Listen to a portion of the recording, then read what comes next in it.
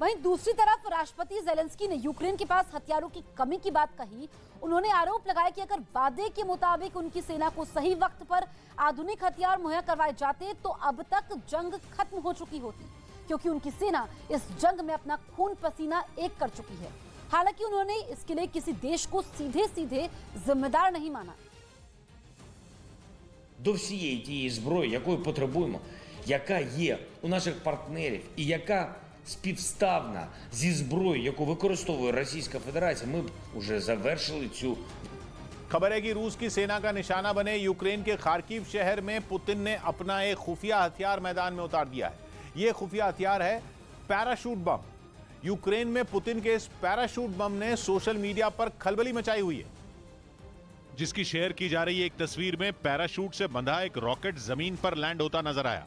Kharkiv शहर के mayor ने तो वहां के लोगों को रॉकेट दागते ऐसे पैराशूटों से बिल्कुल दूर रहने का निर्देश दिया है और कहा है कि जैसे ही वो पैराशूट से जमीन पर उतरते रॉकेटों को देखें, तुरंत प्रशासन को जानकारी दें।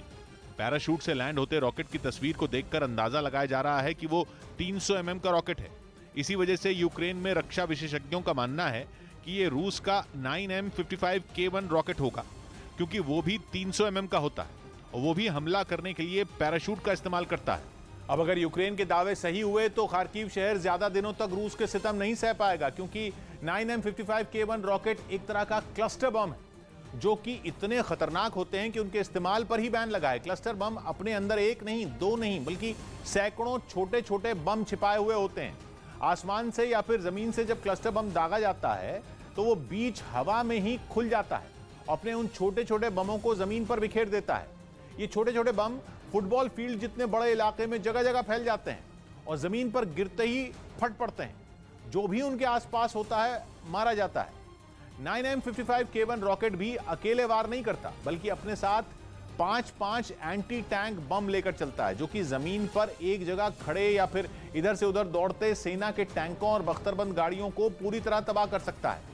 9M55K1 रॉकेट के 5 बमों में हर एक बम 15 किलो का होता है, जो कि टॉप अटैक स्ट्रेटजी अपनाता है। मतलब कि टैंक या बख्तरबंद गाड़ी पर आगे पीछे दाएं या बाएं से हमला नहीं बोलता, बल्कि सीधा उनकी छत पर फटता है, क्योंकि सेना के टैंकों और बख्तरबंद गाड़ियों की छत ही सबसे कमजोर होती है।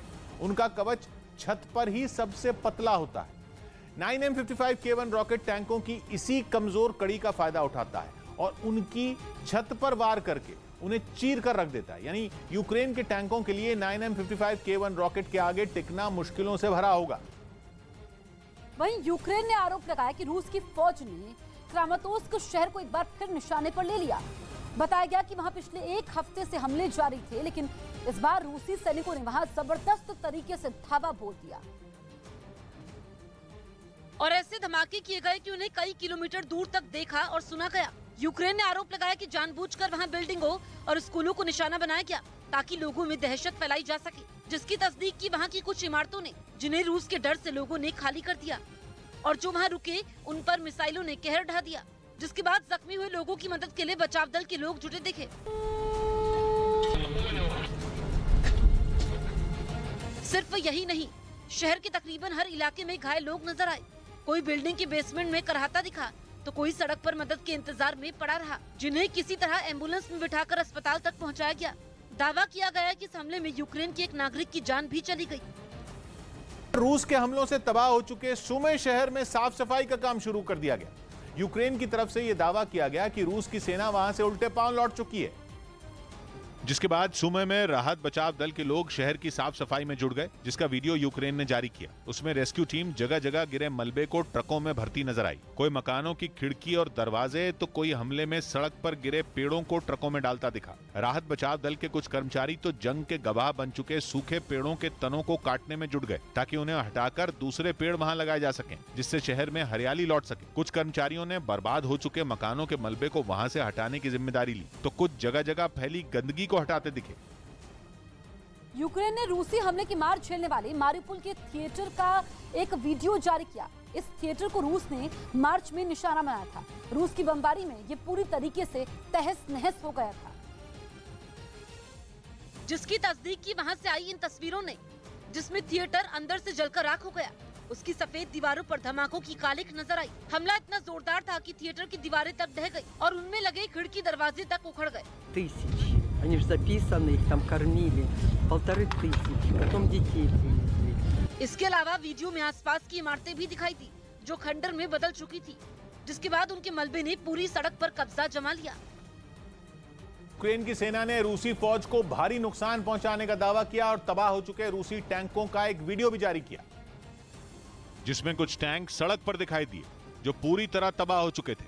यूक्रेन का दावा है कि ये रूस के T-72 टैंक थे और उसने हमले में इन्हें बर्बाद किया। सामने आई तस्वीरों में टैंक के अंदर एक जवान दिखाई दिया जो खराब टैंक को दुरुस्त करता नजर आया। वहीं टैंक के अंदर कई छोटी मिसाइलें और कुछ हथियार भी दिखाई दिए।